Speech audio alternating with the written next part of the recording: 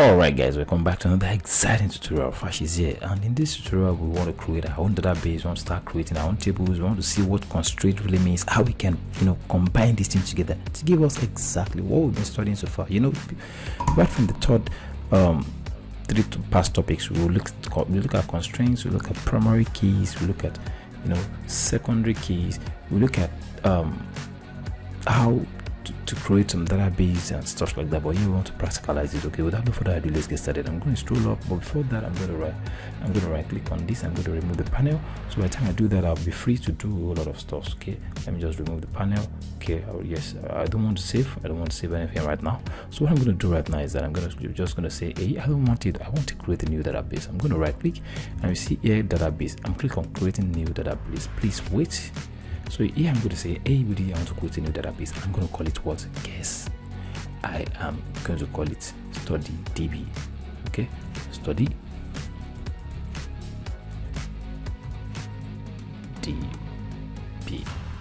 Give it any names if you like it. Given it, I'm just going to call it that name. Okay, I'm going to leave everything like this. I'm going to hit on save. It's going to look for some few seconds. You're going to see that DB right in there at the bottom. Let's check it out. Voila. StudyDB is right in there. I'm going to right click and create a new table. This is going to be awesome. All right, create a new table. So let's really create a new database. So here I'm going to scroll down. Trust me, you'll be wondering how you can say create a new table here. We are coding everything from scratch. We're going to write our own commands. Okay, we're going to see query tools. You're going to click on query tools like the way we normally do it. Don't forget, we've been doing a lot of things right from the past. We've learned how to query database, we've learned how to retrieve data from database. We've not yet created our own database, and this is exactly what we just did right now. The database that I've been using so far, it is called DVD Rentals, and the DVD Rentals, what we do is that we were able to restore what we've actually backed up. Trust me, the moment you finish all this database, you can download it, back it up, and also retrieve it on another system if you feel like. But that's not exactly what we want to do in this topic. What we want to do is that we want to learn how to create our own table. We have successfully created our own database, and don't forget, database comprises of what? Tables, and tables comprises of what? Record. Shall we? All right, let's go. All right, what I'm going to do is that I'm going to create a new data table, and the syntax is create table. So by the time you say create table, it will be like, okay, fine, what type of table, what is the name of the table you want to create? I say amount. Okay, if I'm creating amount, what exactly am I going to do? I'm going to open brackets, create and open and close bracket. This is a syntax of how to create a table. You've actually initiated that command. So I'm going to hit on enter like 3 or 4 times so that I have some space. So the moment I do that, what I'm going to do right now is that, like I said, a table needs an identity, something that's going to be like a primary key, something that makes it to be unique, that makes it to be different from any entire table. So I'm going to say, hey, I need you to have an identity. And this kind of thing, what I want to do is that I want to create a database that will accept username, that will accept password, that will accept email, and that will accept the date you create that particular account, and also that will accept when did you log in last. That parameter is username, password, email, created date, and last login. That makes it a 5 parameter, but I need to add one with Mrs. 6, and that's identity. So I'm going to say I want that user to have an ID. So I'm going to say user underscore what? ID.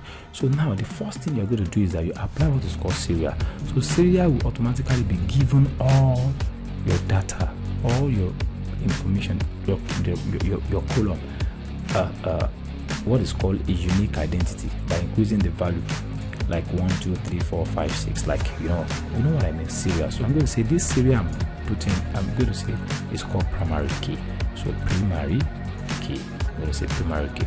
So now, do you know what this primary key is?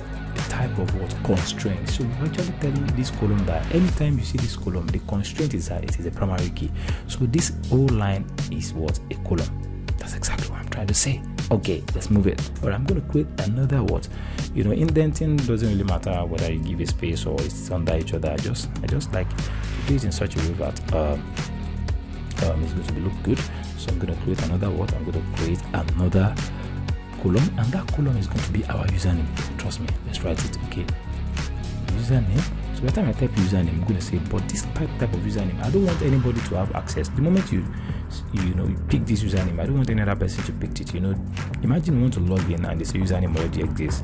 Why do they do that? I don't want anybody to have access to the username. I want to make it a unique what username. I'm going to say unique. All those constraints that have been seen before, that I've been talking about before, this is exactly where you're going to see them in action.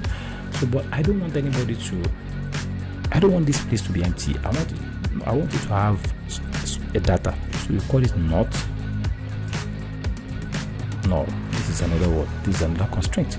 All right. So by the time you do that, okay, that means you are telling this column that anytime someone wants to impute data, the rule is that it should not be empty. The rule is that it should be unique. Another thing we're going to do is that this thing is not complete yet because we have not given it a data type. We want it to be in numbers. Do you want it to be in words? So if you want it to be in words, like a word, you call it varchar. So varchar is what we normally use to tell our column that we want you to be in what words. So I want to give it 50 because I'm controlling the length of that particular data. I don't want that space to be too much because I'm trying to conserve the memory of the storage of the database. So another thing I would like to do is that I need a password. So the password is not going to say, okay, fine. If you need me as a password, what do you need from me? First of all, I want to have a data type. You should be words. So, and I want you to be 50 as well. And the moment you get that one done, I want you to have a value. I want you to have a value. So that means it's going to be not. I don't want you to be unique because anybody can have the same password, but they are not just showing it. I can use Samuel to log in, and at the same time, it might be maybe in Germany, another person wants to log in into the database, and that person is using Samuel too. So that's why I said it's not unique, or it should not be empty. So another thing I would like to do, ensure that you are putting separated by comma. Okay, another thing I would like to do again is that, I said I want username, I want password, I want email. Okay, I want email. So I want email, and that email I want it to be varchar again because that is data. So varchar is that. What type of data do you want to enter? I'm going to say it's 50. But if I do that again, I'm going to say, since it is email, I want it to be unique. You can't have two people cannot have one email, so it's going to be what? Unique. This is awesome. Unique, and what? Not null. So it should not be empty. Okay. All right. Let's use created date. This is awesome. Created underscore. This is how to create data tables. Created date. I'm going to say this created date. I'm going to say because you are time. I'm going to say time stamp. Okay. Time stamp is not telling me that. Okay. If it is time stamp, what else do you want? I don't want it to be null. That means I want to ensure that someone should input a value. All right. Okay. Last login. When last did this person log in? It is also a what? Time stamp because it's going to contain date and time. Time stamp. Okay. By the time you do that, well, I don't want to put not null because that person might decide not to. It's not necessary. I don't want it to be not null. I don't want it to be null. Let's just complicate it right now. Just say it's like that because this thing is the last information. I'm going to say, hey buddy, well, I know that you're the last data, so I'm not going to put separated by comma. So this is a column on its own. This is a column on its own. This is another column on its own. This is another column on its own. A column will contain a constraint and at the same time a data type. That's exactly what I want you to understand. A column will contain, this is a column, this ID is contain a data type and at the same time a constraint. Username is a column, it's contain what? A data type and at the same time contain a constraint. Password is also a what? Is a column, it's contain a data type and at the same time it contain a constraint. Don't worry, as we move on, you know when you use varchar, when you use integer. Sometimes what I do is this. Behind the scene, I'm not showing you. I've actually sketched what I want to write down. I put it on a sheet of paper and I study it very well and I start typing it. So nobody is trying to bring anything from the head. It is already written on a white sheet. That is just it. All right, good. So we're going to run this query and it gives us an error. We're going to debug. Let's hold on and check it out. All right, hold on a second. I'm loading in right now. Boom. It gives us varchar. What else? It says syntax varchar not exist. I want to see where exactly I made that mistake. Varchar. Username varchar. Let's reload it again. I want to see whether query return successfully. You can see it works. So now how can you now know whether this thing is inside your your table? So you see study DB, you scroll down to what is known as schema, you scroll down and you go and look at the table that is there or not. Where do you find table? When you click on it, boom, you see what amount has been successfully created. Let's create database whether you're going to have something inside of it. Trust me, nothing is going to be inside. All right, good. I'm going to run it All right, let's say select all from amount. Okay, let's go. All right, it's going to be empty, trust me. All right, you can see user ID, username, password, email, created date, and last login. We have successfully created a table, but this table doesn't have anything inside of it. I'm going to create 2 more tables in order for you to get used to this particular syntax. And don't forget, we are inside what? We are inside study DB. I'm going to clear this again. It's already, getting excited. I'm going to create another table. I'm going to say create. I'm going to say create. Just say create table, and I'm going to call this one the job. So imagine you want to create another table called job. Open and close bracket. I'm going to hit on enter like 2 or 3 times. I'm going to say, hey, I need a job ID. So this job ID is just going to be like a primary key. I'm going to hit on tab now for you to move to the next page. I'm going to say job underscore what? Job underscore ID, and this time it's going to be serial. This is what is going to make it cool.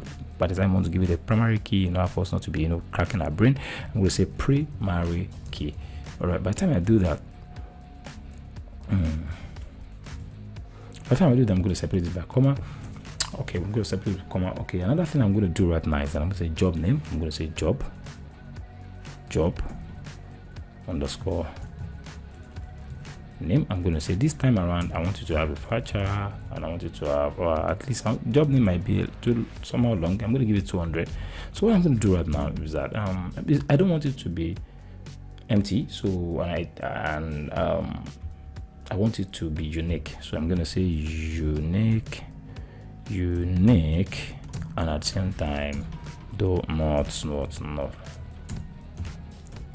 Hope you're understanding this concept. Okay, well, I'm through right now. I don't really need anything again, so let's run the code. Okay, let's take a look. Let's run the code. Okay, because this is the last one thing, I'm going to remove the comma. So I'm going to run it. Okay, let's go. You can see create query return successfully. All right, good. Let's take, for instance, whether we're going to see that particular table inside our what. Yeah, let's go. But if you didn't see it, trust me, no qualms. Let's scroll up, refresh, and do it again. All right, I'm right clicking right now, and I'm going to say, hey guys, let me refresh. Where is the refresh? Boom. I'm refreshing right now. I'm going to straight back to schema, and I'm going to say schema, where are you? I need to have a list of tables. Where are you? You can see job is there, so you can easily query job as well. You can see it's going to give us 2 things. It's going to give us what? The voucher and the primary key. Okay, let's say select again all from select all from job. So let's run the code. You can see you have this. So, but I want to talk about the concept of primary key and foreign key. Let's start, say for instance, I want to create a table that will have an access to the job, and at the same time have an access to the amount. Let's say I want to know the amount and the type of job. Let's say for instance, now we are employed in a particular company, and the company wants to know the amount that they are paying everybody with their job names. Okay, I need to create a table that will actually help us with that. So I'm going to say create again. This is awesome. I'm falling in love with this. Create. I'm going to say create. Well, I'm going to say amount and job. I just give it a name and job. So by the time I do that, I'm going to say open and close bracket. I'm going to say, hey buddy, I need what? The ID. I'm going to say user ID this time around. We have used user ID before. I'm going to say it's a user ID, but this time around it's not going to be serial, it's going to be integer, because it's always in numbers. So now I'm going to reference it. It's very important. Reference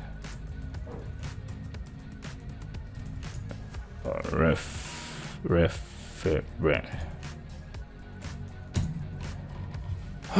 Is the reference correct? Okay, reference.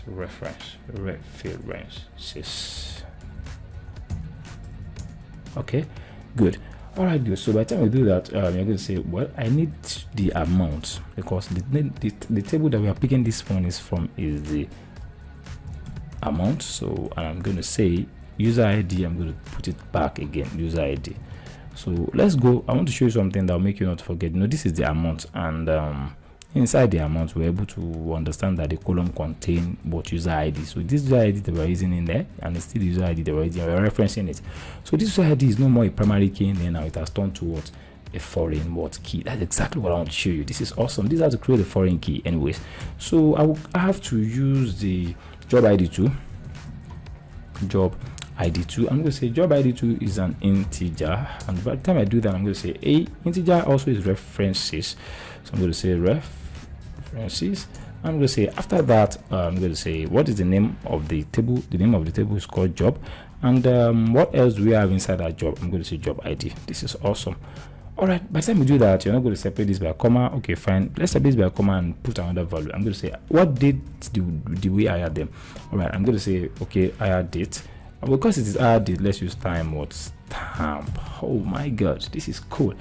All right, let's run the code, and if you're having any error, let's debug, shall we? Boom, it's loading. Let's run it. Let's run it. Let's run it. Boom, boom, boom. We have something that we need to debug. Amount underscore job, user ID, integer reference. What else? Sometimes you have to run again. Okay, we're still having an error. Create amount job. Syntax error at the near amount job. Create tables. Table. All right, amount job. Okay, let's run it again. Boom. Query run successfully. This is mind blowing. All right. So what I'm going to do right now is that I'm going to select this amount job. I'm going to say what exactly I'm going to find in there. We're going to go and look at the constraint. Okay, let's check it out. Select all from amount. Don't mind me. I don't know why my caps lock is acting funny. Amount. In any ways, it doesn't matter. Yeah. I just like to make it looks like I'm querying my database. All right, I'm loading this. You can see we have user ID, job ID, and hire date. All right, so what we're going to do right in is that let's take for instance, do we have any constraint inside the job? It's not going to show right now. Amount job is not going to show right now until you come straight down and reload, refresh. So by the time you refresh, and you can see, I think when you go and look at the table right now, you're going to see it there. Let's shrink all these amount jobs and let's see whether we are going to have the amount job inside. You know, when you do that, let's look at the constraints and let's figure it out. You can see the amount job ID is there and the this thing is there. So when you click and let's go and look at the dependency, is going to be there. You can see this is awesome. So this is exactly what I want to show you. We've just created 3 tables right in a row, and we're able to understand primary key, we're able to understand foreign key, we're able to understand how to see them in our PG admin. And in the next tutorial, trust me, what we're going to do right now is that we're going to see how we can impute some data in it. And until then, I'm so much excited right now, and I can take you to the next level. Have fun and see you in the next one. Bye.